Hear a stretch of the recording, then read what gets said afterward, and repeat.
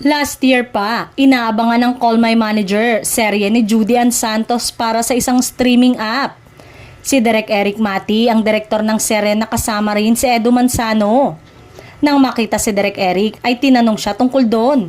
Ang unang plano raw ay ngayong September na isasalang ang Call My Manager pero naging next year na. Masaya naman si Direk Eric na marami nang excited para sa seryeng yon ni Juday. Maaalalang, naging viral ang ipinost ni Edu Manzano na litrato sa kanyang Instagram kung saan kasama nito sina Judy Ann Santos at RK Bagaching. May caption itong, "For what seemed like a really long time. The family is back and working as hard as ever. Miss the guys."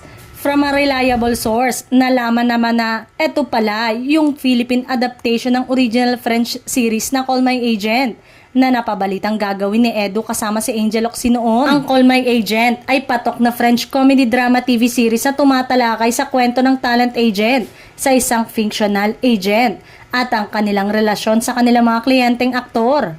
Bagamat may mga nanghihinayang na nawala si Angel sa cast, marami naman ang na-excite sa pagkakasama ni Juday sa cast na siyang pumalit sa kanya.